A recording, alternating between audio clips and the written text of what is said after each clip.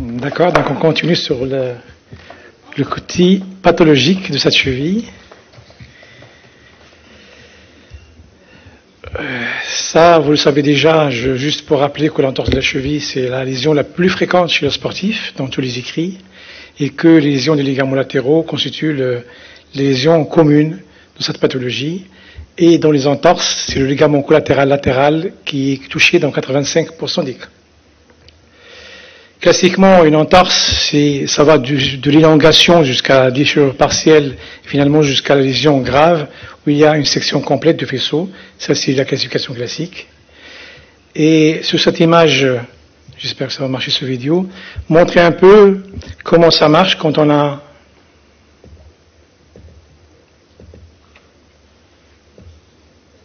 Ça marche pas.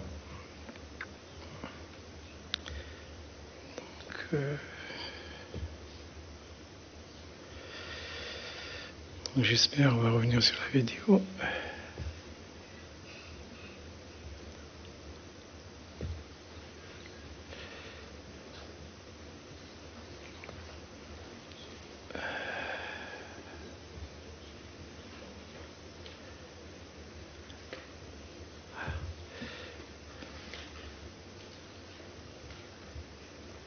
Le pied est porté en supination et la section du faisceau antérieur provoque un véritable déboîtement de la cheville. Voilà, malheureusement. Voilà. C'est pas ça. J'espère que ça, c'est la conclusion.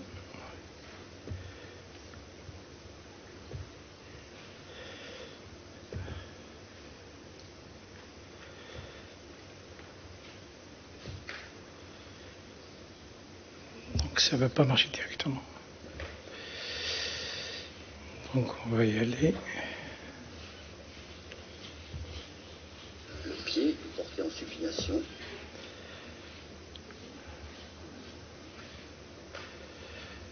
Regrandir les...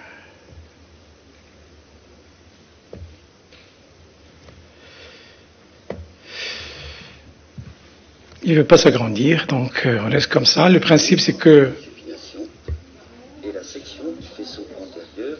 En haut. Si. Non.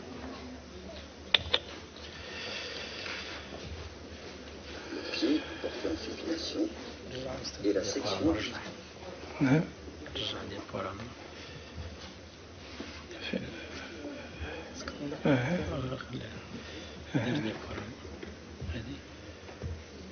ورك عليها في مرات في الوسط ورك عليها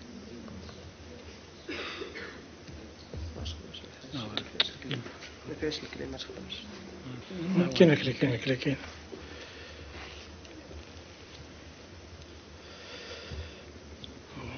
نخدموا لك لي ديريكتومون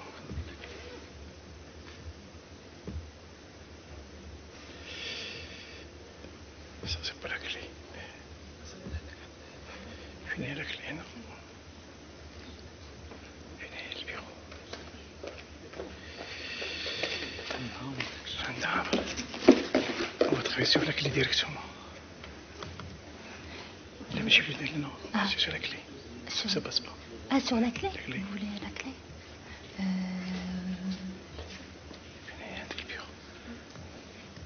Ordinateur.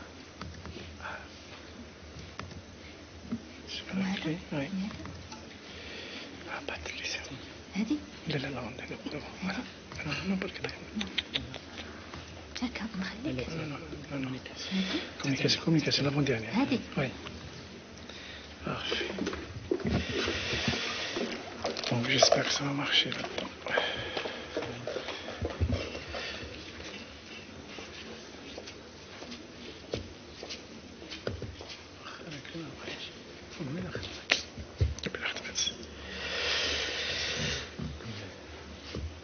Voilà.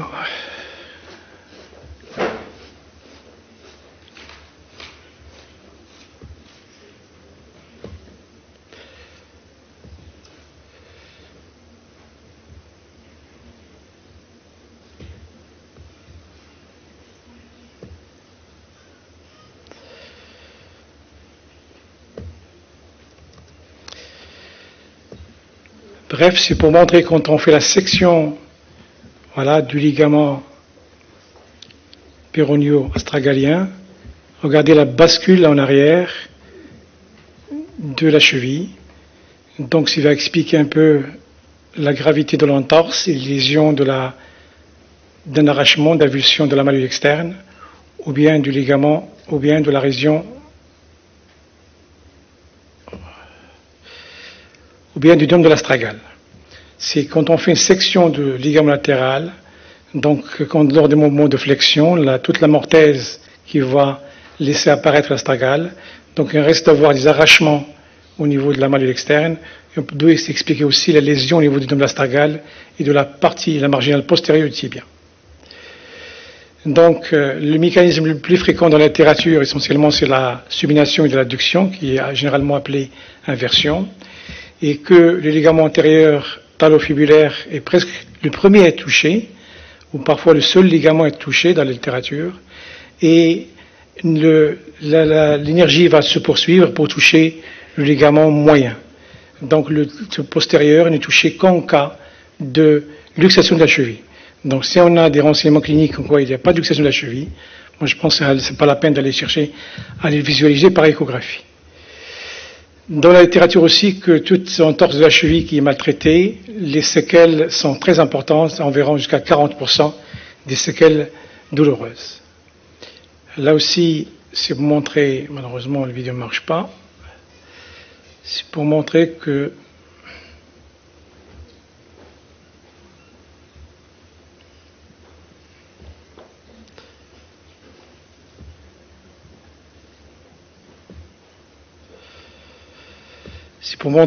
les péronniers, quand ils coulissent dans leur gaine rétrospective en haut et en bas, quand on fait une section, quand il y a une entorse grave avec une section d'une de ces gaines, il va être source de, voilà, section de cette polie, source de luxation antérieure de ces péronniers. Et parfois, quand la luxation est récidivante, on a des lésions fissuraires qu'on voit bien à l'échographie de ces tendons.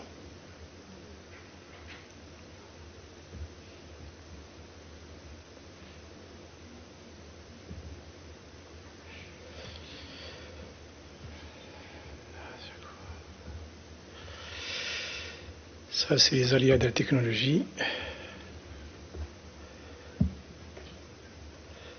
Voilà, cliniquement, comment ça se porte quand on a une lésion, quand on fait des luxations. Regardez le cheville qui est en flexion plantaire, le péronnier sont derrière la malléole, et quand on fait une flexion dorsale de la cheville, regardez les péronniers qui vont se superluxer, puis qui vont sous-luxer complètement en avant de la malléole. La troisième lésion que je voulais montrer, c'est la lésion de la mortaise. Là aussi, je reviens au film.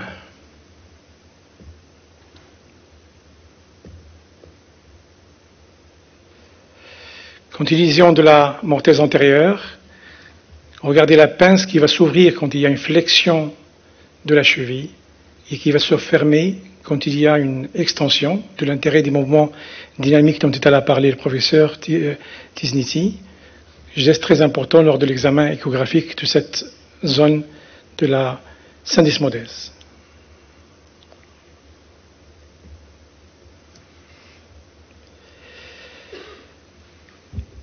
Je voulais rapporter aussi cette notion que ce qui est rapporté dans la littérature, c'est qu'on comme séquelles d'entorse, c'est des douleurs qui ne sont pas expliquées, qu'on trouve souvent entre la malléole externe et le tibia. Généralement, c'est cette incarcération de la synoviale et de la graisse qui est très douloureuse et qu'on enlève à l'arthroscopie, qui est impliquée essentiellement, souvent, de douleurs en post-entorse. Deuxième élément aussi rapporté dans la littérature, c'est essentiellement le rôle de ce deuxième faisceau du ligament tibio-péronien antérieur, que quand on les sectionne sous arthroscopie, généralement ça donne une indolence. Ça explique un peu le conflit quand il y a des lésions ligamentaires entre l'astragale et ce ligament. Un autre élément aussi à montrer, c'est que dans la partie postérieure, Là, ça aussi, on le voit essentiellement, c'est grâce à l'arthroscopie.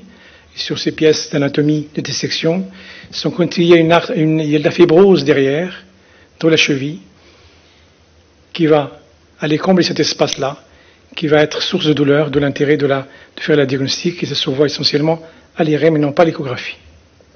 C'est dire, en conclusion, comme quoi une articulation superficielle se prête bien à la palpation, c'est la palpation qui permettra de guider le radiologue et d'aller chercher, grâce à l'échographie qui va constituer le 6e doigt de la main, pour palper cette articulation. Je vous remercie.